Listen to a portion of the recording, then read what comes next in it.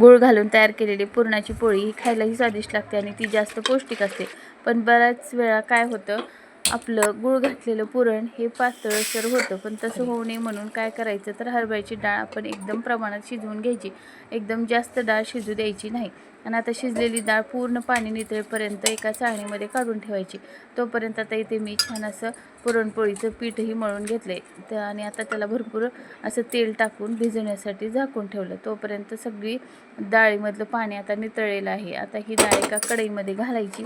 त्याला अगोदर छान असं मॅशरनी मॅश करून घ्यायचं. त्याच्यानंतर टाकायचं आपलं गूळ बारीक केलेला आणि छान असा चटका द्यायचा. त्याच्यानंतर ह्या चाळणीमधून सगळं पुरण छान असं गाळून घ्यायचं. तर इथे एकदम मस्त असं पुरण तयार झालेलं आहे, अजिबात पातळ झालेलं नाही. त्याच्यामध्ये आता विलायची पावडर टाकल्याने सगळं मिक्स करून घेतलं.